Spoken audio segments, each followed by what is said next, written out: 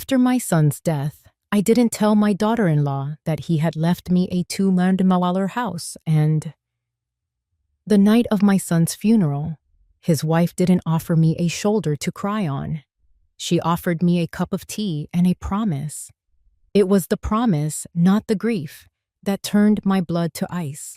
Before we continue, please subscribe to the channel and let us know where you are listening in the comments. The rain beat a relentless rhythm against the tall windows of the house James had built, a rhythm that matched the frantic pounding in my chest. From the outside, our home on Lake Oswego was a masterpiece of craftsman design. All warm wood, sturdy stone, and sweeping views of the water. Tonight, it felt like a mausoleum. The air was thick with the cloying sweetness of funeral lilies and the damp chill of a Portland autumn. In the grand stone fireplace, the last embers of a once roaring fire glowed like fading memories. I sat in the worn leather armchair by the hearth, the one my husband, and later my son, had always claimed. My body was numb, a hollowed-out shell. Upstairs, my grandson, Lucas, all of 9 years old, had finally succumbed to an exhausted sleep. I wished for that same oblivion, but my mind wouldn't quiet. It kept replaying the last 24 hours, the synthetic green of the cemetery grass, the hollow sound of dirt on a coffin, the empty platitudes from well-meaning friends. The soft tread of footsteps on the oak floorboards pulled me from my reverie. It was Clara, my daughter-in-law. She wasn't wearing the face of a shattered widow. Her grief was tidy, contained. She moved with a purpose that felt jarring in a house so steeped in loss. In her hands, she held a delicate porcelain cup, steam rising from it in a fragrant curl. She placed it gently into my cold, trembling hands. The warmth was a shock. "Mom," she said, her voice a carefully constructed whisper, thick with artificial sorrow. "I know you're in pain. We all are." She knelt beside my chair, her gaze intense. "But this is James's house. It's my house now and Lucas's. I promise I'll take care of it just the way he would have wanted." She paused, letting the words hang in the air between us. Then came the final, gentle twist of the knife. "And I'll take care of you too, of course," she continued, her smile not quite reaching her eyes. "You can stay here as long as you need. Consider it your home."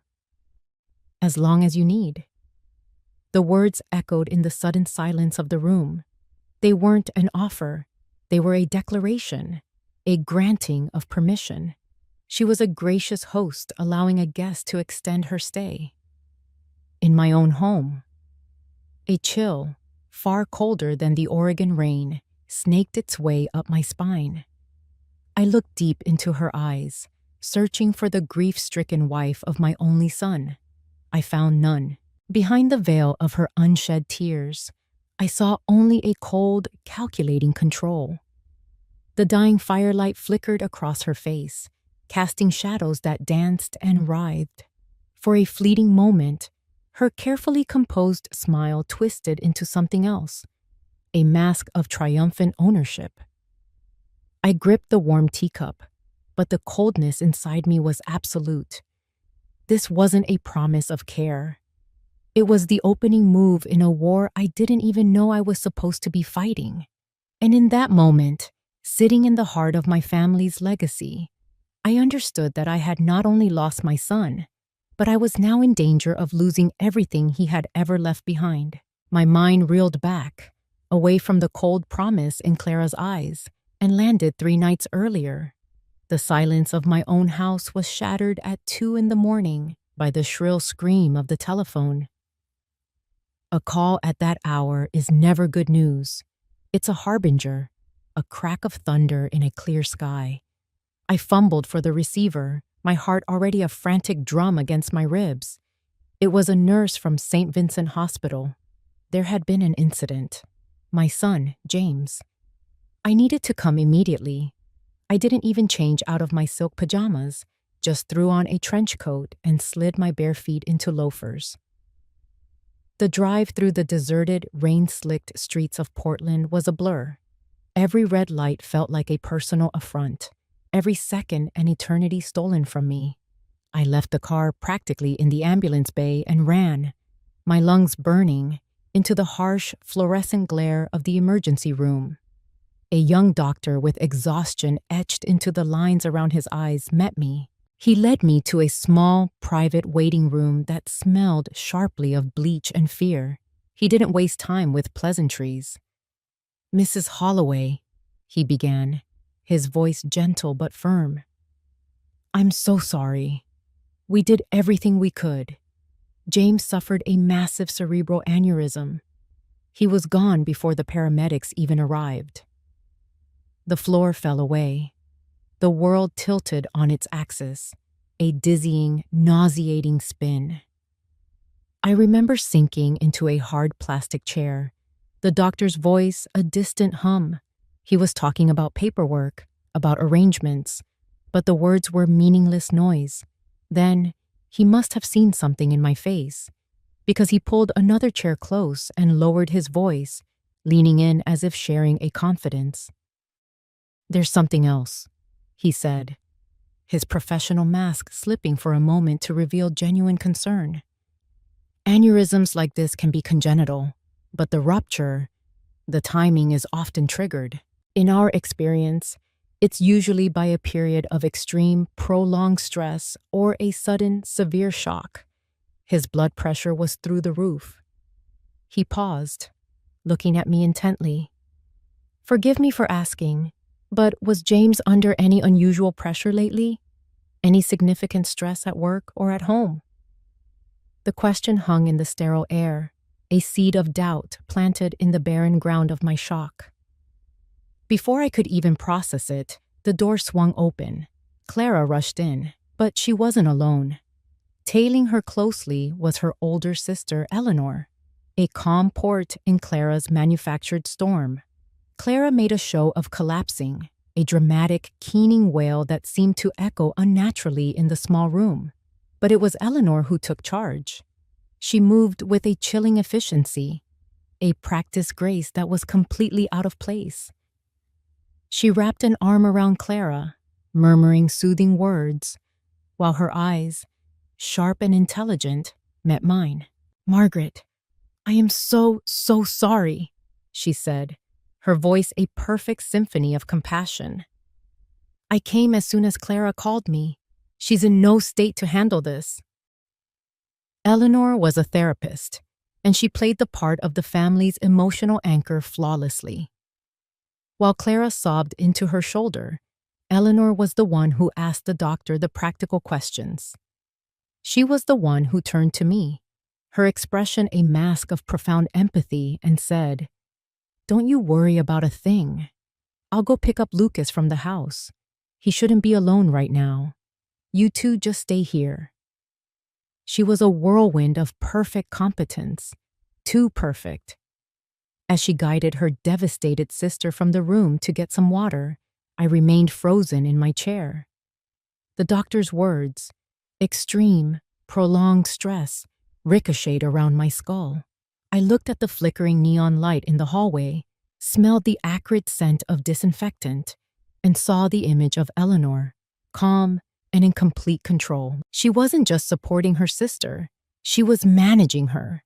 It felt rehearsed, a scene she had played out in her mind 100 times.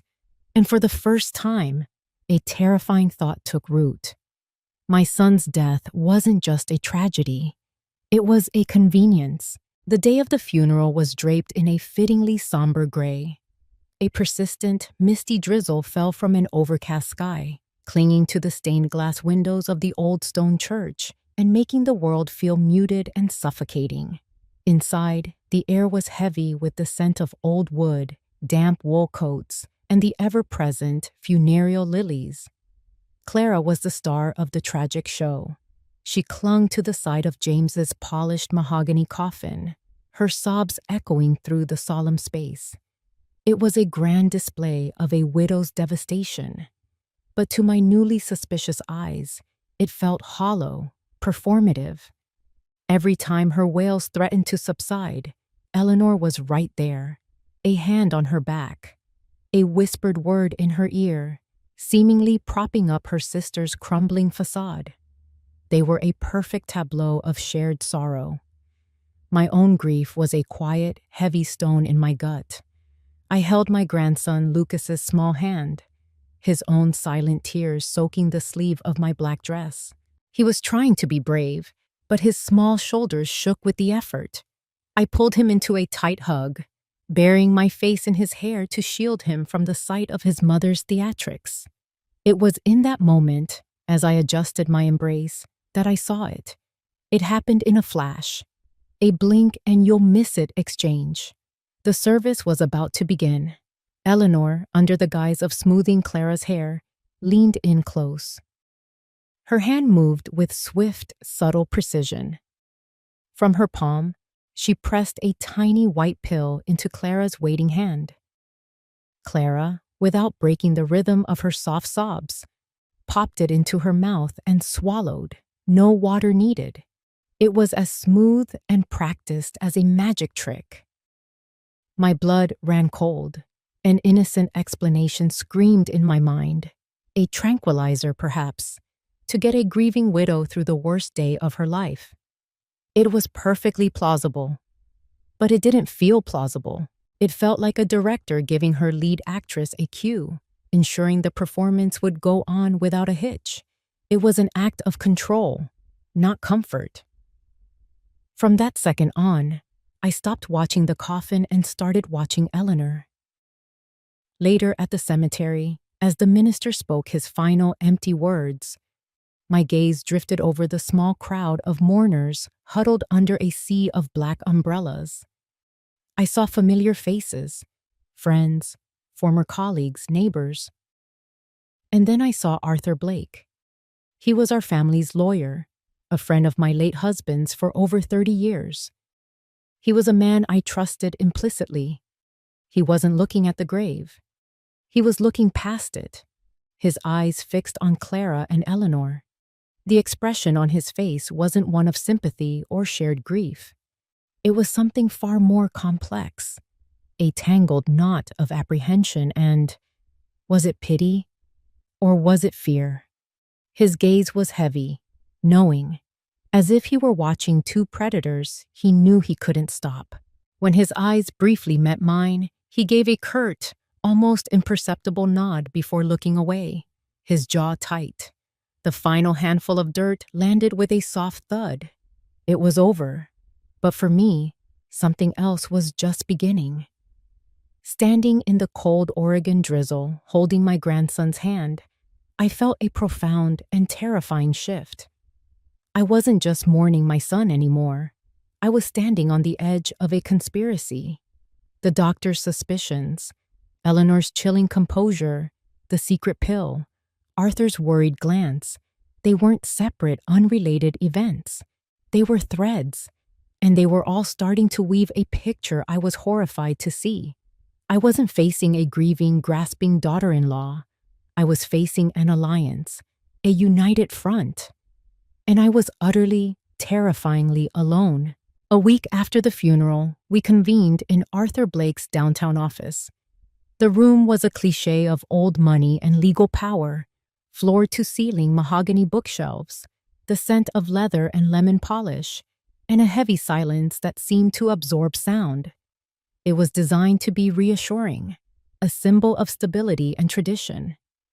To me, it felt like a tomb. Clara and Eleanor sat across from me at the massive, polished desk, a united front. Clara had a look of barely concealed triumph on her face, a smug certainty that radiated from her. She was leaning forward slightly, like a runner waiting for the starting gun. Eleanor, as always, was the picture of serene composure, her hands resting calmly in her lap. She was there for moral support, but I knew she was the coach, the strategist whispering plays from the sideline. Arthur, looking older and more tired than I'd ever seen him, adjusted his glasses and cleared his throat. He picked up the thick document bound in a blue legal cover. "Shall we begin?" he asked, though it wasn't a question. He started with the smaller items, his voice a dry monotone. The life insurance policy, naming Clara as the sole beneficiary. A portfolio of stocks and bonds transferred to Clara. James's shares in a small tech startup he'd invested in, also to Clara. With each item, the smirk on Clara's face grew wider. She shot a quick, victorious glance at me, her eyes glittering. She was getting everything she expected. This was just a formality. Then Arthur paused.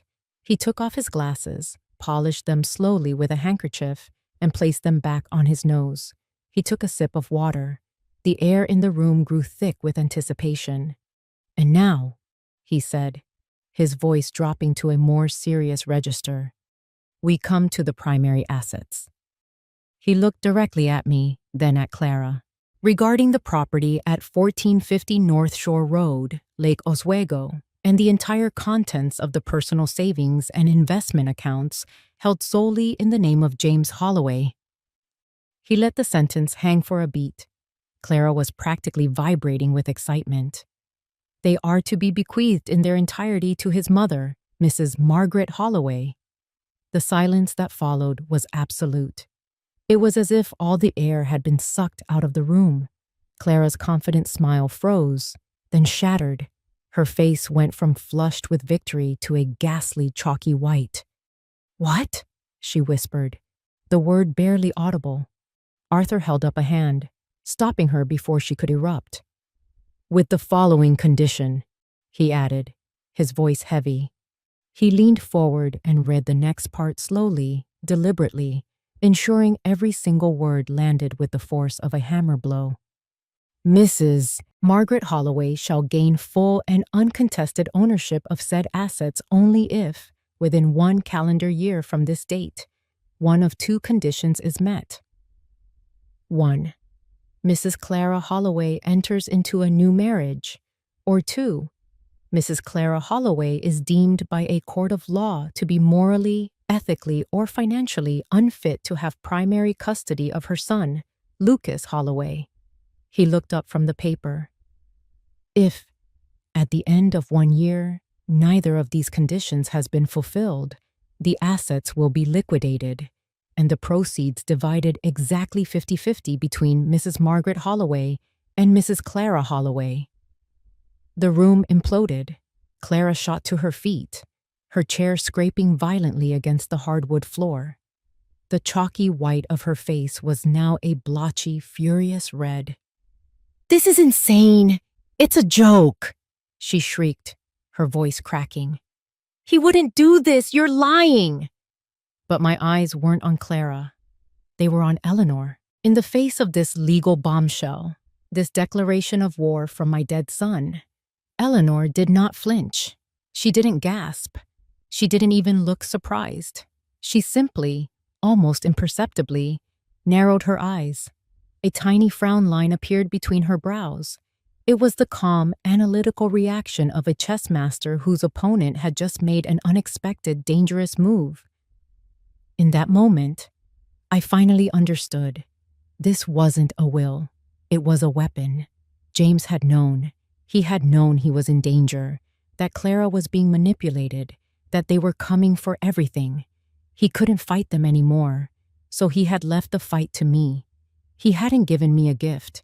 He had pushed me into the ring and handed me a pair of boxing gloves. He was forcing me to go on the attack, to prove my own daughter-in-law was an unfit mother, just to keep the roof over my grandson's head.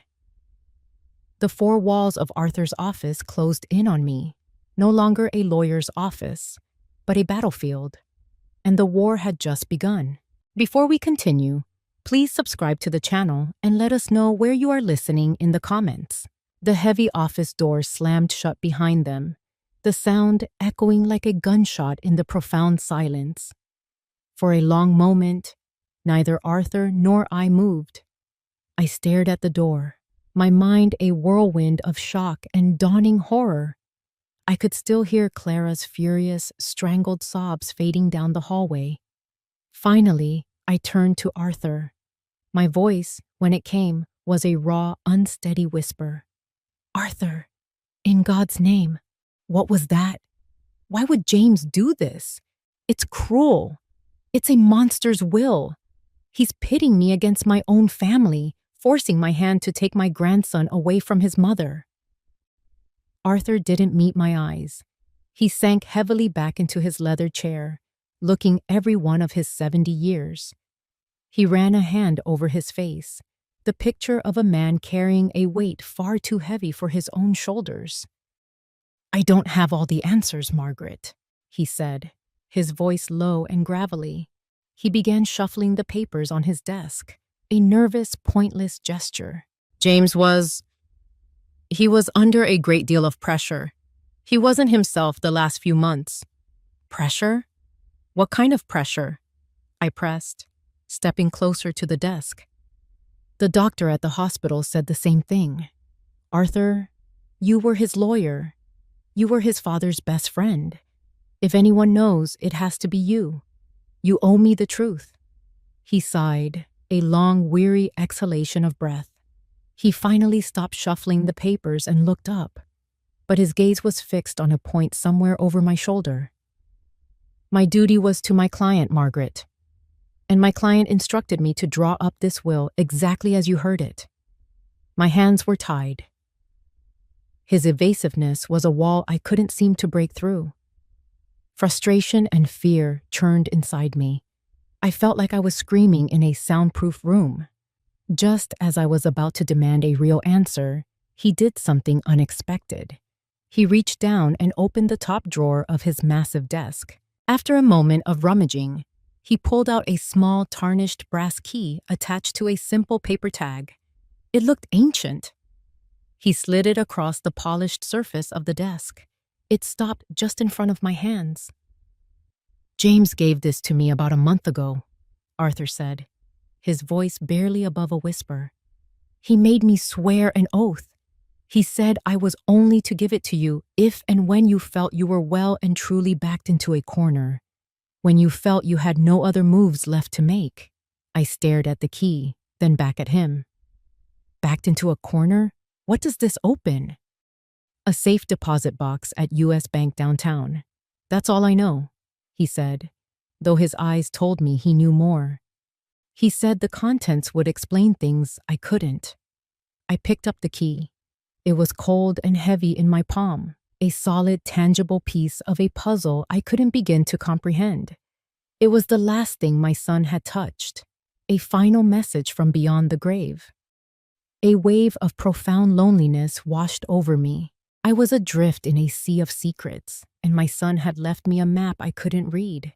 I clutched the key in my fist and turned to leave, my mind already racing. But as I reached the door, Arthur's voice stopped me. "Margaret." I turned back. He was looking directly at me now, his eyes finally clear and focused, and what I saw in them made my heart stop. It was a look of deep, genuine warning. "He said one more thing," Arthur said, his voice low and urgent. "He made me promise to tell you this too. He said, don't trust anyone, not completely." He held my gaze. "Not even me." The weeks that followed the reading of the will were a masterclass in psychological warfare. The battle wasn't fought with raised voices or slammed doors. It was a quiet, suffocating siege. My own home, the beautiful house on the lake, was no longer a sanctuary. It had become a stage, and I was the unwilling audience to a meticulously crafted performance. Under the expert direction of her sister, Clara turned on a dime. The furious, vengeful woman who had stormed out of Arthur's office vanished. In her place emerged a paragon of motherhood, a saintly widow whose only concern was the well-being of her child. It was a transformation so sudden and so complete that it was utterly terrifying. Mornings were filled with the scent of organic, gluten-free pancakes and the whir of the blender making kale smoothies for Lucas. Afternoons were for patient, dedicated homework help at the kitchen table. Evenings were sacrosanct, reserved for reading classic children's literature aloud by the fireplace. Clara's voice a soft, soothing murmur. She politely declined every invitation from friends, sighing that her only priority right now is Lucas. Eleanor was the silent director of this production.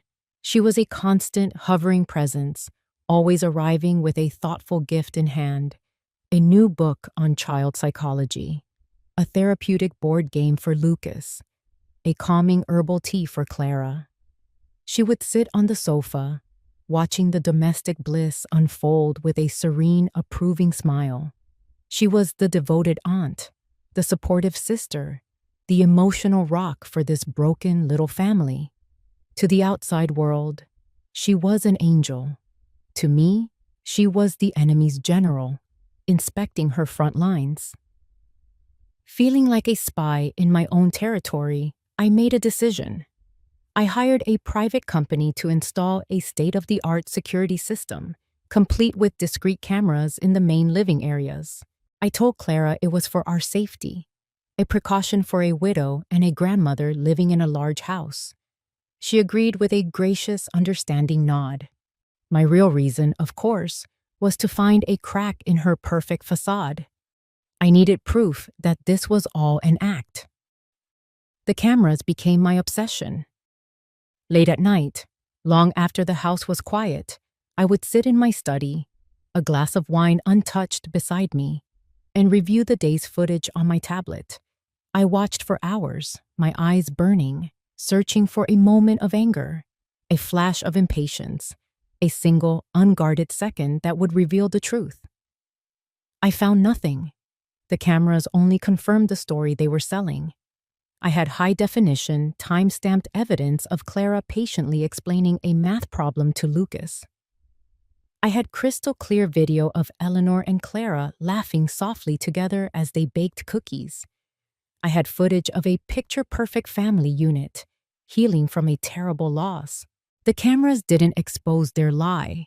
They validated it. They made me feel like I was the one who was going crazy. The narrative began to poison the world outside our walls. A neighbor I met while getting the mail commented on how wonderful it was that Clara was taking such good care of me. "She's a saint, that one," she said, patting my arm. A mutual friend called and spent 10 minutes talking about how brave Clara was and how difficult it must be for her, especially with the added stress. The implication was clear. I was the added stress. I was being painted as the villain in my own life story, the bitter, suspicious mother-in-law, making things difficult for the poor, grieving widow. I was isolated, trapped inside a suffocating play where every other actor knew their lines perfectly. And the worst part was, their performance was so flawless, I was beginning to doubt my own sanity. I was walking on eggshells in my own home, a prisoner in a gilded cage, and the walls were closing in with every passing day. The call came on a Tuesday morning. It wasn't Clara, but Eleanor. Her voice was a warm, gentle melody on the other end of the line. "Margaret," she began, "I know things have been tense. I was hoping you and I could step away from the house for a bit. Just us. There's a lovely little garden cafe in Multnomah Village. My treat." It was a summons, not an invitation, but it was wrapped in such a pretty bow that I felt I couldn't refuse without looking churlish. An hour later, we were seated across from each other at a small wrought iron table, surrounded by blooming hydrangeas and the soft chatter of other patrons. The air smelled of coffee and damp earth. It was a scene of perfect tranquility. Eleanor let the silence sit for a moment after our lattes arrived. She took a slow, deliberate sip, her eyes full of a deep, practiced sorrow. "This is so hard," she began, her voice a near whisper. "Seeing my sister and the woman she looks up to as a mother being torn apart like this, it's heartbreaking." She looked at me, her gaze unwavering and full of what looked like genuine empathy. "Margaret, James's will, it was a cruel thing. I don't know what he was thinking, but he's laid a trap for all of us. He's poisoning this family from the grave." She leaned forward, her hands clasped on the table, the picture of earnest sincerity. I understand your position. I truly do. You want to protect James's legacy. You want to feel secure. And Clara, she's a young widow trying to find her footing, terrified of losing her home and her son's stability. This document is forcing you both into impossible corners. I said nothing, merely gripping my warm mug. I knew this was the preamble, the carefully constructed opening argument. So I've been thinking, she continued, her voice dropping conspiratorially, as if she were letting me in on a brilliant secret. There has to be a better way, a way for everyone to win, a way to do what's really best for the most important person in this equation, Lucas.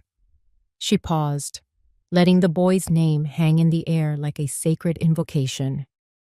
Here's my proposal. Let's take the will out of the equation entirely. Let's do the right thing, the noble thing. We sell the house. I know it's painful, but it's just bricks and mortar. We take every single penny from the sale, all $2 million, and we put it into an ironclad trust fund for Lucas. It will be untouchable until he turns 18 or 21 for college. And to ensure everything is fair, you and Clara will be named as co-trustees, equal partners in managing his future. She sat back, a soft, benevolent smile on her face, as if she had just solved world peace. Clara and I will find a new place to live, a fresh start. You'll be free from this terrible burden, free to find your own peace without this house hanging over your head. Clara gets her freedom. You get your peace of mind. And Lucas's future is secured beyond any doubt. We all win. The proposal was a work of art. It was so perfectly reasonable, so incredibly selfless, that it left me breathless. It was a checkmate move delivered with a gentle smile. She had built a beautiful golden cage of logic and morality and was holding the door wide open for me. If I said yes, I would lose the house, the last bastion of my family's history, and be forced into a financial partnership with the very woman I suspected of wrongdoing. If I said no, I would be the monster. I would be the selfish, greedy old woman who cared more about a piece of property than her own grandson's future. I would prove their entire narrative correct in one fell swoop. She had handed me a shovel and dared me to dig my own grave. For the first time since this nightmare began, a sliver of genuine doubt pierced my resolve. I looked at Eleanor, at her calm, compassionate face, and a terrifying question echoed in my mind. What if she's right? What if I'm the one who's wrong? Eleanor's perfectly reasonable, perfectly poisonous offer was the final push I needed. I was backed into a corner, just as James had predicted. The next morning, my hands trembling slightly, I retrieved the small brass key from my jewelry box. Its cold, solid weight was a small comfort, a final connection to my son. The U.S. Bank building downtown was an imposing structure of granite and glass, a temple dedicated to commerce. The safe deposit vault was in the basement, behind a circular steel door that looked like it could withstand a direct missile strike. The whole process was cold and clinical. A guard checked my ID, I signed a ledger, and he used his key in conjunction with mine to access the box. He slid out the long, narrow metal container and left me alone in the small, sterile viewing booth. My heart hammered against my ribs. I was half expecting a letter, a final emotional confession from James explaining everything. But when I lifted the lid, there was no letter. There was no sentiment. Inside lay a thick manila folder, bulging with financial statements, and a single black USB flash drive. That was it. I didn't look at the contents there. I took the folder and the drive, put them in my handbag, and walked out of the bank into the gray Portland afternoon, feeling more alone than ever. That night, after Lucas was asleep and the house was shrouded in silence, I poured myself a glass of scotch I didn't drink and sat down at the large oak desk in my study. With the glow of a single desk lamp cutting through the darkness, I opened the folder. It was a nightmare in black and white. The documents chronicled the slow, systematic bleeding of my son's construction company. For hours, I waded through a swamp of balance sheets, wire transfer receipts, and LLC formation documents. It was all tied to a single, disastrous venture, a luxury condominium development in Scottsdale, Arizona. It was a money pit, and James had been pouring millions into it. The company I thought was a thriving legacy was nothing more than a hollowed-out shell, teetering on the brink of catastrophic bankruptcy. My son hadn't just been stressed. He had been drowning. But why? James was a smart, cautious businessman. He would never have gambled the family business on such a risky, speculative project. Someone must have been advising him, pushing him. I sifted through the legal paperwork, the partnership agreements, my eyes scanning for a name, a clue. And then I found it, on page after page of authorizations for high-risk capital transfers, on the legal opinions greenlighting the flow of money out of the company and into the Arizona black hole. There was a signature. It was the signature of the legal counsel who had reviewed and approved every single disastrous transaction. My breath caught in my throat. I felt a dizzying wave of nausea. The signature was elegant, familiar, and utterly damning. It belonged to Arthur Blake.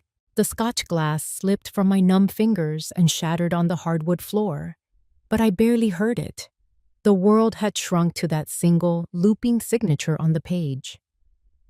Arthur, the trusted family friend, the man who had looked so worried at the funeral, the man who had warned me not to trust him.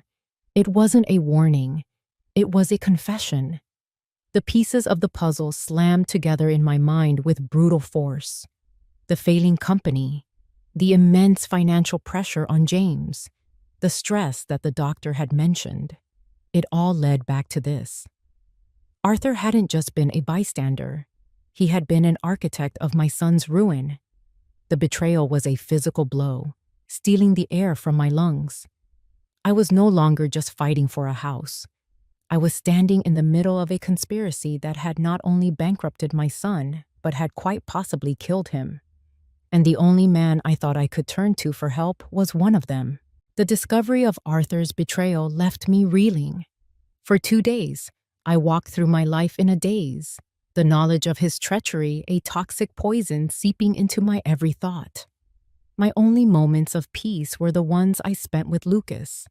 He was my anchor, the one pure, innocent soul in this sprawling, ugly mess. That evening, we were curled up in the big armchair in his bedroom, the soft glow of his bedside lamp casting a warm circle of light around us. I was reading him a classic adventure story, my voice a low, steady murmur, but my mind was a million miles away, lost in the labyrinth of financial documents and legal signatures. We were at a part in the story where the hero was trekking across a vast, sun-baked desert. I finished the chapter and was about to close the book when Lucas, who had been quiet and sleepy, suddenly piped up. "Grandma," he asked, his voice small and thoughtful, "is Arizona pretty?" The question was so random, so out of the blue, that it took me a second to register. "Arizona?" I repeated, looking down at him. "I suppose so. It's very different from here. Lots of sunshine and desert. Why do you ask, sweetie?" He snuggled deeper into my side, his head resting on my arm. "Aunt Eleanor shows Mommy pictures of it on her computer sometimes," he said, his words slightly muffled by my sleeve. "Lots of pictures of big houses with bright blue swimming pools." A knot of unease began to tighten in my stomach. I tried to keep my voice light, casual. "Oh, really? That sounds nice." "Yeah," he continued, his childish innocence a stark contrast to the cold dread creeping up my spine. "Auntie says that when we move there, Mommy will be happy again. She says Mommy will smile a lot more when she gets to be with Uncle Richard." The book slipped from my numb fingers and fell to the floor with a soft thud. I didn't notice. The air in my lungs turned to ice. My entire world narrowed to a single point, a single name, spoken with the guileless honesty of a 9-year-old boy. Richard. The name wasn't new to me. It was the name I had seen buried deep within the paperwork from the safe deposit box. Richard Vance. He was the principal developer on the Scottsdale, Arizona project. He was the owner of the LLC that my son's company had been pouring millions of dollars into. I had assumed he was just a business partner, a faceless entity at the center of my son's financial ruin. But he wasn't. He was Uncle Richard. In that instant, the final devastating piece of the puzzle slid into place. My heart, which had felt like a lead weight for days, began to beat with a terrible, frantic clarity. This was never just about the house. The house was a distraction, a sideshow. This was about liquidating the entire company, bankrupting it, and funneling the last of its assets into a project owned by Clara's lover. It was a heist, a grand, audacious plan to steal everything, erase the company, and escape to a new life in the sun, paid for with my son's legacy. Eleanor wasn't just manipulating her sister for a piece of the inheritance. She was orchestrating a complete and total robbery. And Clara wasn't a pawn. She was a willing accomplice, dreaming of swimming pools and a new life with a new man. I looked down at my grandson, now drifting off to sleep, and a feeling I hadn't felt since James's death rose up inside me. It was a cold, pure, and diamond-hard rage. The fog of grief and confusion that had clouded my mind for weeks finally burned away. I was no longer a victim. I was no longer a grieving mother lost in a maze.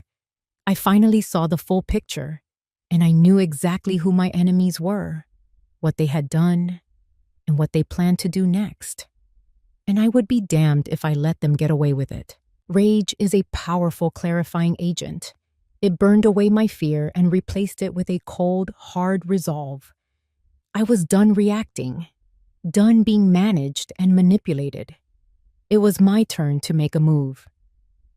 The next morning, I hired a private investigator. He was a former Portland police detective with tired eyes and a no-nonsense demeanor. Exactly the kind of man who wouldn't be fooled by a pretty face or a well-rehearsed sob story. I gave him one target, Eleanor. I wanted to know everything: who she met, where she went, who she talked to. I wanted her life under a microscope. It took less than a week. The call came on a Friday afternoon. "Got something for you?" the investigator, a man named Brody, said in his gravelly voice. "Your target has a dinner reservation tonight, 8 o'clock. Table for 2 at the Heathman Hotel. The other party's name is Richard Vance." The Heathman, one of the most elegant high-end hotels in the city, a public place for a very private conspiracy. It was perfect. A plan began to form in my mind, not born of panic, but of cold, calculated strategy. I was no longer the prey. I was the hunter, and it was time to rattle the cage. That evening, I took my time getting ready. I chose a charcoal gray silk dress, understated but elegant, and a string of pearls my husband had given me for our 30th anniversary. I styled my hair and applied my makeup with a steady hand, but when I looked in the mirror, I barely recognized the woman staring back. Her eyes weren't filled with grief. They were filled with ice. I arrived at the hotel at 8:15. Fashionably late for my own fictional appointment.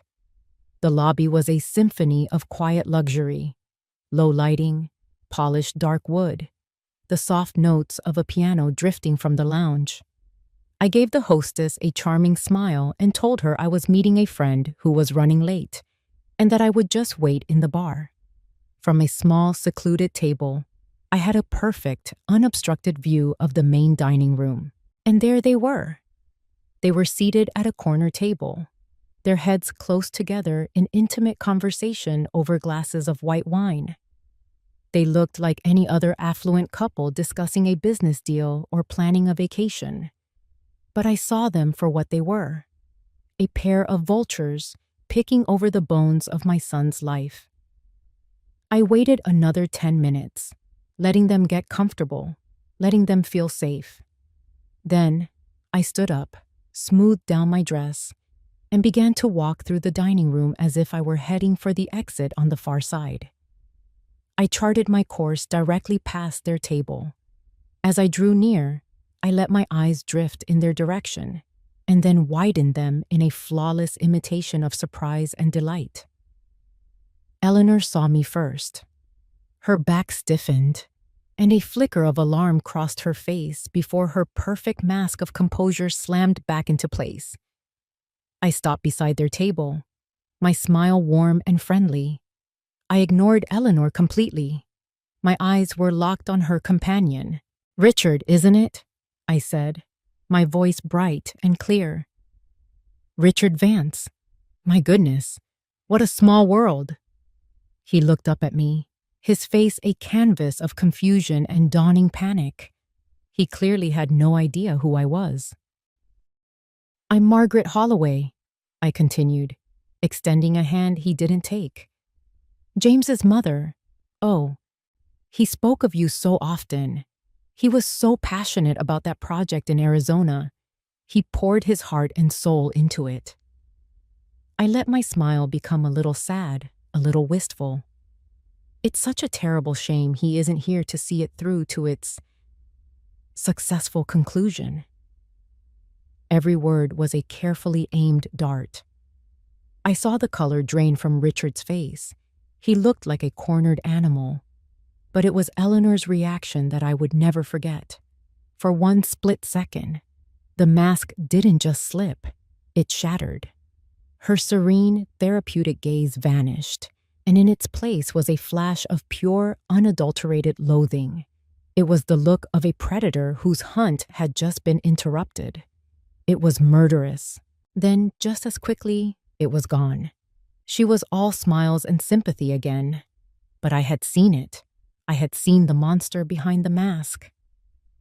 "Well," I said, my cheerful act unwavering, "I won't interrupt your dinner. So lovely to finally meet you, Richard." I gave them one last, brilliant smile and continued on my way, walking calmly out of the restaurant without a single look back. I didn't need to. I had delivered my message. The board was set, the pieces were in motion, and for the first time, they knew that I was a player in the game, and I was playing to win. The family courtroom was a cold, sterile environment, all beige walls and unflattering fluorescent lighting. It was a place designed to strip emotion away, to reduce life's most passionate conflicts to a series of motions and exhibits. But the tension in the air was thick enough to choke on. Clara and Eleanor sat at the opposing table, flanked by a slick, expensive-looking lawyer. Eleanor was a pillar of calm sorrow. Clara just looked terrified. My own lawyer, a sharp woman named Ms. Davies, had presented our case first. We laid out the financial documents, the trail of money flowing to Richard Vance's company in Arizona, the evidence of my son's company being systematically drained. But Clara's lawyer was good. He spun it all with practiced ease. He painted me as a grieving, paranoid old woman, unable to accept her son's unfortunate but legitimate business failures, now lashing out and trying to steal her grandson from his loving, devoted mother. He had photos of Clara and Lucas at the park, testimonials from teachers about what a wonderful, involved parent she was. He was building a compelling narrative, and I could feel our case starting to slip through our fingers. "The defense calls Arthur Blake to the stand," Ms. Davies announced, and a ripple of surprise went through the room. Arthur walked slowly to the witness box, avoiding my gaze.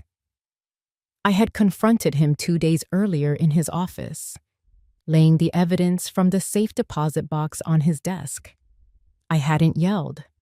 I had simply told him that he could either tell the truth in court or become a co-conspirator in the fraud that killed my son?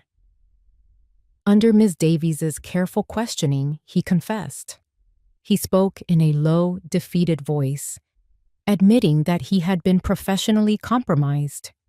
He explained how Richard and Eleanor had used a past business dealing he'd made a mistake on as leverage, effectively blackmailing him into signing off on the transfers. "They had me over a barrel," he mumbled. "I saw what they were doing to James's company, to James himself. The stress was killing him, but I was trapped."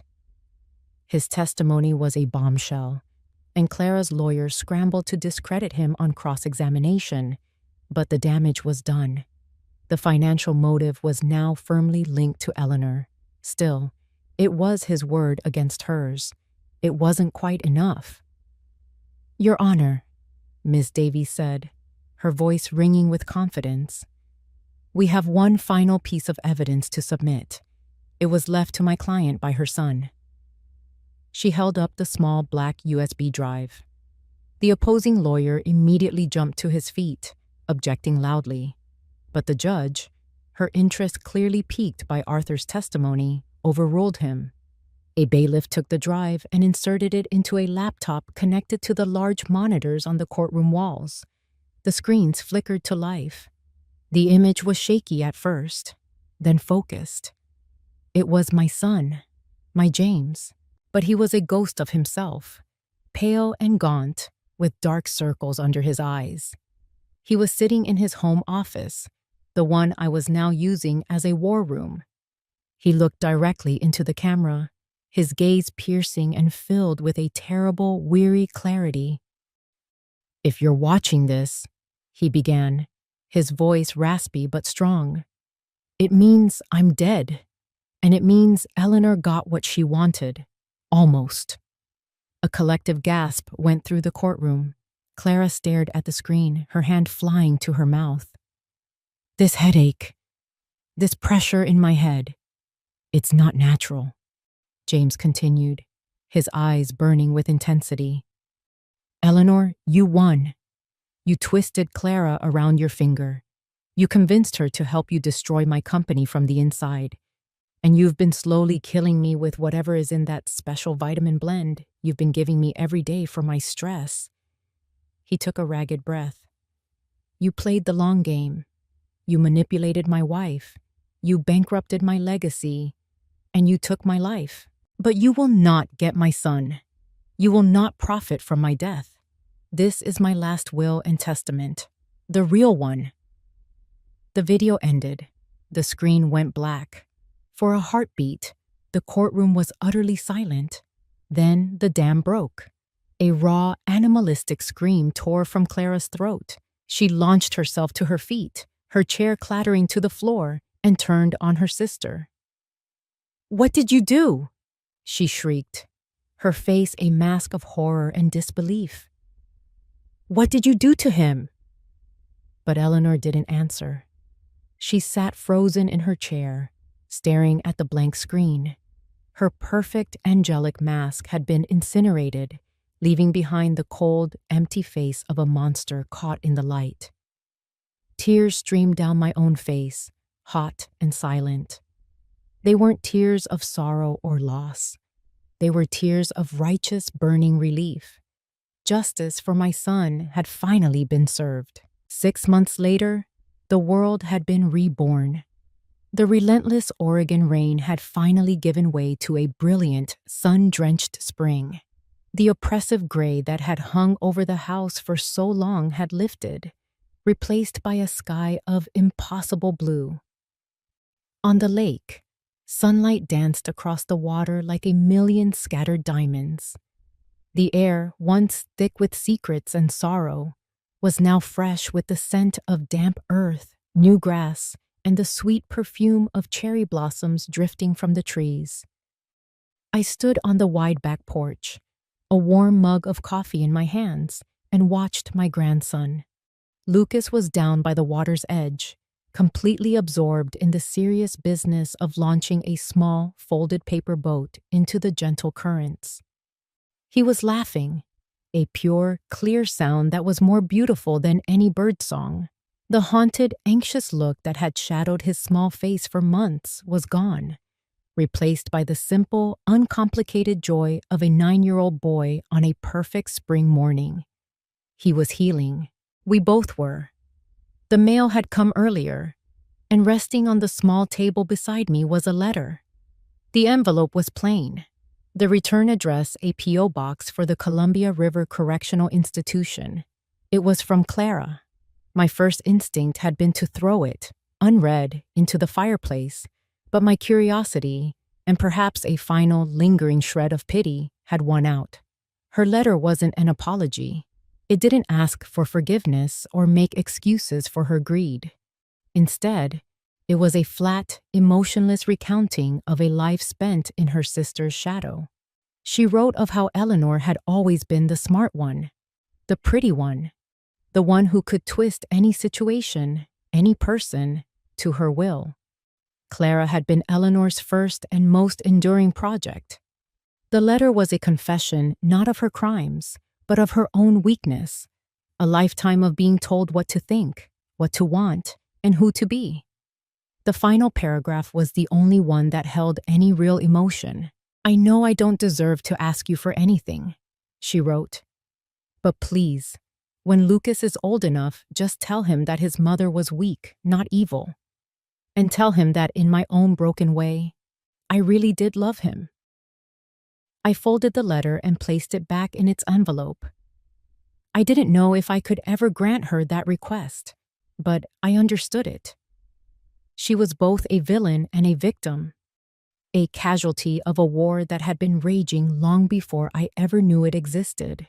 A gentle breeze rustled the leaves in the tall fir trees surrounding the property. This house, which had once felt like a prison, a battlefield, now felt like a sanctuary again. It was no longer just a collection of wood and stone. It was a fortress that had protected my grandson's future. It was a testament to a father's desperate, last-ditch effort to save his son. I whispered the words into the warm air, a final conversation with my son. "Oh, James, you were wrong about one thing. In your will, you pushed me into the ring to fight for him." I smiled, a real, genuine smile, as I watched Lucas chase a butterfly along the shoreline. But it wasn't me who kept him safe in the end. It was you. And this house. This house is now the keeper of your legacy. If you enjoyed this story, please like the video, subscribe to the channel, and comment 1 below. If not, feel free to comment 0 so we know and can improve future videos. To hear the next story, click the box on the left. Thank you for watching.